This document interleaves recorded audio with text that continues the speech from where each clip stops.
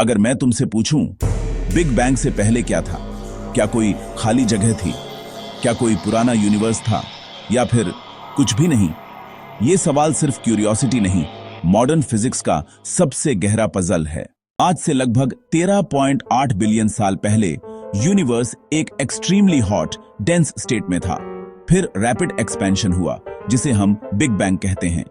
Important बात, big bang कोई explosion space के अंदर नहीं था, बल्कि स्पेस खुद एक्सपैंड हुआ। इस मोमेंट से स्पेस, टाइम, एनर्जी और मैटर की शुरुआत हुई, कम से कम हमारे करंट मॉडल्स के हिसाब से। और यहीं से सबसे बड़ा ट्विस्ट आता है। अगर टाइम खुद बिग बैंग पर स्टार्ट हुआ, तो पहले का मतलब क्या बनता है? आइंस्टीन की रिलेटिविटी बताती है कि स्पेस और टाइम अलग चीजें नहीं, एक फैब्रिक हैं, जिसे स्पेस टाइम कहते हैं। कॉस्मोलॉजी के स्टैंडर्ड मॉडल के मुताबिक बिग बैंग स्पेस टाइम की बाउंड्री जैसा बिहेव करता है। जैसे नॉर्थ पोल के नॉर्थ कोई जगह नहीं होती, वैसे ही बिग बैंग से पहले का टाइम डिफाइन करना मुमकिन नहीं हो सकता। इस व्यू में सवाल पहले क्या था मैथमेटिकली मीनिंगलेस हो जाता है, लेकिन साइंस यहीं रुकती नहीं। General relativity large scale universe को एक्सप्लेन करती है, लेकिन बिग बैंग के मोमेंट पर डेंसिटी इनफाइनाइट हो जाती है, जिसे सिंगुलैरिटी बोलते हैं। सिंगुलैरिटी सिग्नल है कि हमारी थ्योरी इनकम्प्लीट है। यहां क्वांटम मैकेनिक्स की जरूरत पड़ती है, और इसी से क्वांटम ग्रेविटी का फील्ड आता है। अब कुछ लीडिंग आइडियाज देखते हैं।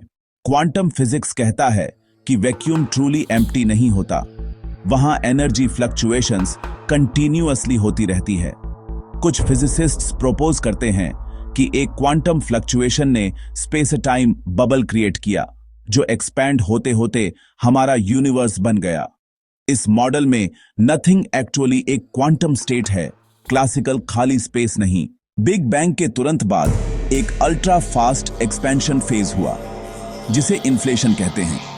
कुछ इन्फ्लेशन मॉडल्स सजेस्ट करते हैं कि इन्फ्लेशन इटर्नल हो सकता है और अलग अलग यूनिवर्स बबल्स कंटिन्यूअसली बन रहे होते हैं। इस आइडिया को मल्टीवर्स फ्रेमवर्क में देखा जाता है।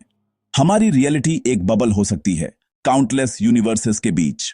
कुछ कॉस्मोलॉजिकल मॉडल्स कहते हैं कि यूनिवर्स एक्सपैंड होता है, फिर कॉन्ट्रैक्ट करता है, फिर बाउंस करता है। इस सिनेरियो में बिग बैंग एक बिगिनिंग नहीं, बल्कि एक ट्रांजिशन है। हमारे यूनिवर्स से पहले एक कोलैप्सिंग यूनिवर्स हो सकता था। लूप क्वांटम कॉस्मोलॉजी जैसे फ्रेमवर्क्स सिंगुलैरिटी को रिप्लेस करते हैं एक बाउंस से। फिजिसिस्ट स्टीफन हॉकिंग और जेम्स हार्टल ने सजेस्ट किया कि अर्ली यूनिवर्स में टाइम स्पेशल डायमेंशन की तरह बिहेव करता था। इसका मतलब यूनिवर्स फाइनाइट है, पर बाउंड्री के बिना।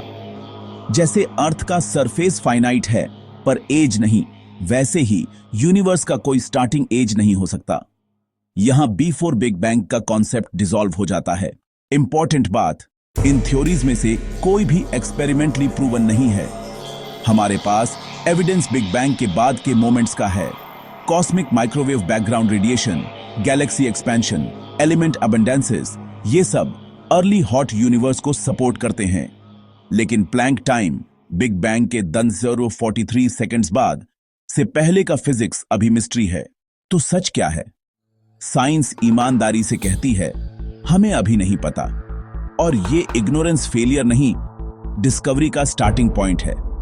हो सकता है फ्यूचर फिजिक्स बताए कि टाइम का ओरिजिन कैसे हुआ, या शायद ओरिजिन का कॉन्सेप्ट ही गलत हो। बिग बैंग से पहले क्या था? शायद कुछ नहीं, शायद एक और यूनिवर्स, शायद एक क्वांटम स्टेट, या शायद सवाल ही गलत है। पर एक बात पक्की है, जब हम यूनिवर्स को समझने की कोशिश करते हैं, तो हम अपनी सोच की बाउंड्री को एक्सपैंड करते हैं। और शायद यही इंसान की सबसे बड़ी खोज है।